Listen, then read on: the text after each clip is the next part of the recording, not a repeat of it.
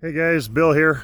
One of the things that always kind of seems to come up a little bit when talking about World War II, the greatest generation, our grandfathers, the guys that fought these battles, in comparison to the military today, just people in general today, is the level of physical fitness.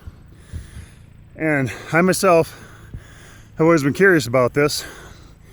You know, nowadays, our country is kind of obsessed with physical fitness. You know, the fitness industry is $1 billion business. It's big. Gyms all over, tons of diet plans and workouts and gimmicks. The stuff is everywhere. You know, almost every town in America has some sort of gym. There's health plans, tons of stuff on infomercials. You know, what is real, what isn't, what works, you know. Our grandfathers didn't have that sort of stuff during World War II. You know, physical fitness, weightlifting, that sort of stuff. I mean, that was virtually non-existent. You know, it wasn't drilled into their psyche like it is nowadays. But the Army did want to test the physical fitness of their troops. So in 1942, they instituted a physical fitness test, just to kind of gauge where their soldiers were at. And they came up with some requirements. One of them was running. Now, the Army today still does a run, as does the Marine Corps. Most of the branches do some sort of a variation of a run. In the U.S. Army, when I was in, late 90s, all the way through the 2000s, we had to run 2 miles. The time limit, based upon your age. Older you got a few more seconds. When I was in, I had to be able to run 2 miles in 15:54 when I first got in. Now that's roughly an 8-minute mile. I was able to do it when I went through Fort Benning at infantry school. I was able to do 2 miles in under 12 minutes. So that's about a 6-minute mile. I can't do that anymore. Got a few decades on me now, but I wanted to see how good I could do. So what do our grandfathers have to do in World War II? They had to be able to run 300 yards. Not miles, yards. They had to be able to run 300 yards, which is, if you can see behind me, we're at a football field, so I know exactly where the yardies are. They had to be able to run 300 yards.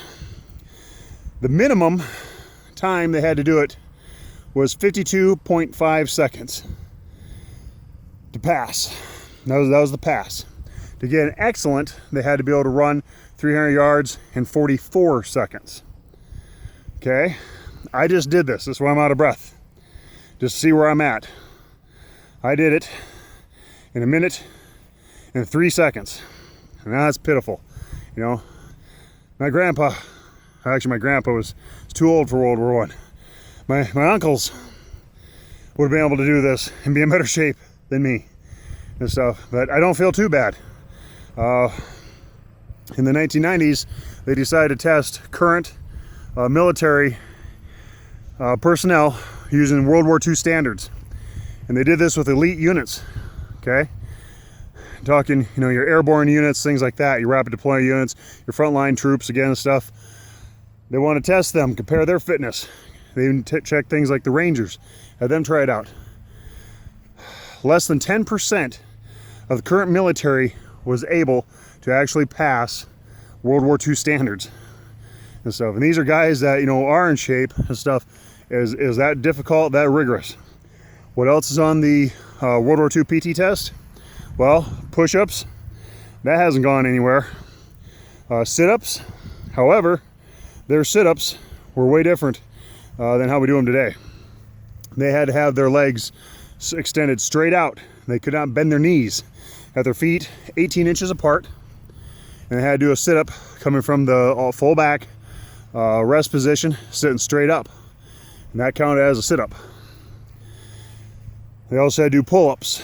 I believe the minimum to pass was 7 pull-ups. To get an excellent rating on their PT test, they had to do, I believe, 20. They also had to do something called squat jumps or squat thrusts. It's basically where they squat down hands beside their ears, squat down and stuff, get on the balls of their toes, and then jump up. As they stand up, jump up in the air. And in order to pass, and for it to count, their feet had to clear the ground. Now they had to do something like 30 of these in order to pass. Okay? If you've done any sort of like CrossFit training, anything like that and stuff, that's sort of stuff they do in these sort of classes. And it's not easy. It's tough. Now, these are just average guys. These weren't bodybuilders. These weren't people that worked out all the time.